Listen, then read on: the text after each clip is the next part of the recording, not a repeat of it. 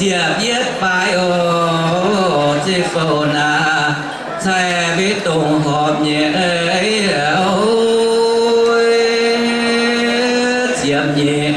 phải lỡ chỉ xiàn na đi biết bàn dài ô chi ngô那谁也中我想想呢呼叫我đúng để tìm nhảy phim của phun của tìm nhảy phim bài gần phun của xiang yang hiện trung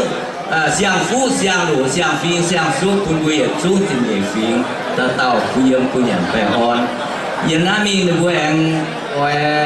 trên bề tiểu quang của xiang yang nào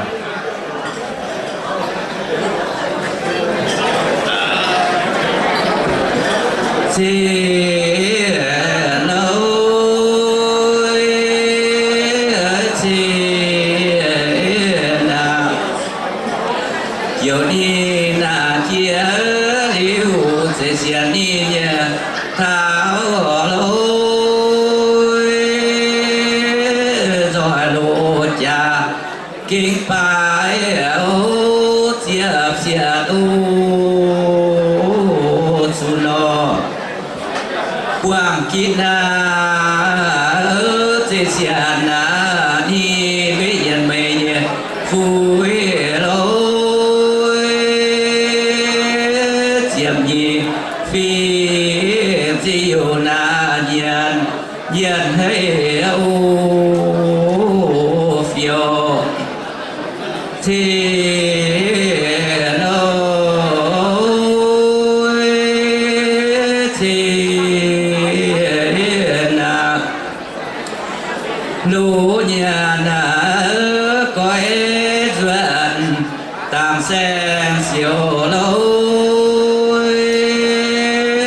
bèn dấu siêu lâu nhuận màn vui ô đi nô nún nhà biết qua duyên không mình tao lối sinh lô chân thao chế tu tuần u yun nô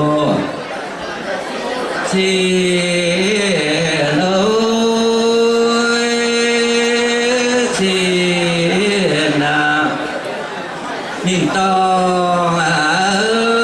chỉ nhận đã đau yuan nhẹ buồn lối đào tu khu lô song chẳng dấu liềm mồ song tối đà chỉ nhận bên phụ nhẹ quê ôi sen ít giọt đồ xin với duyên mà nô chiếm mô xin ôi xin nam yêu phu na kế ba chỉ xiên đi nhẹ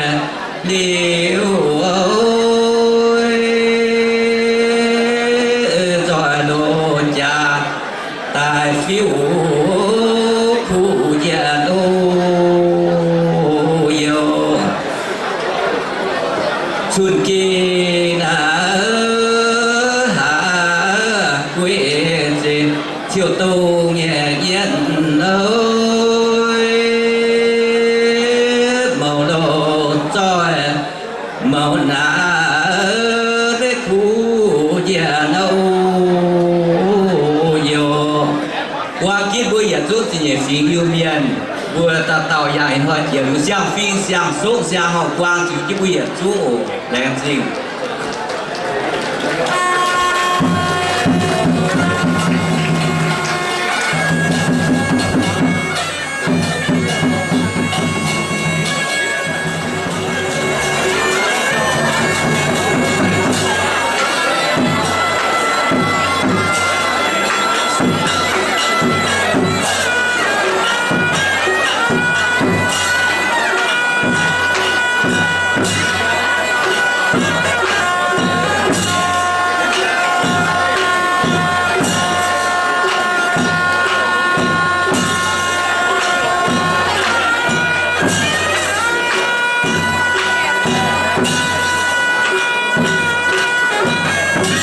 mong cả với nhé chiều nhì phí niên hắn này bái bố bố anh hết là bố can cả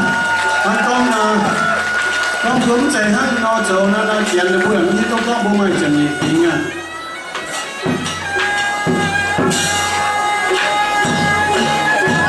Each of the signs representing one last name of the Mian people. There's 12 clans. There should be 12 last names in here. Again, I'm sure for the public service folks like myself and many of you from school district, I'm sure you're going to see some of these names, said Pan, said Fong, said Lee, said Chow, because they are very, very common Mian last name. But altogether, there's 12 of them.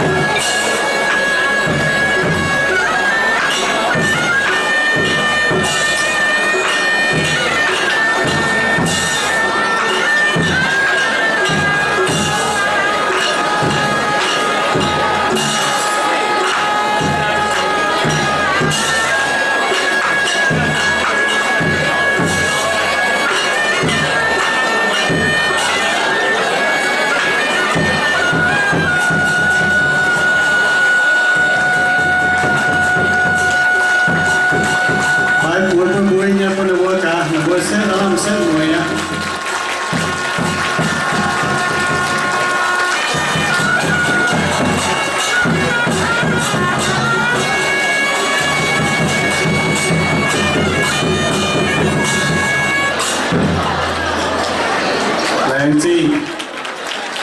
Wenjing, Wu, Jian Yifing, Nian, Yue.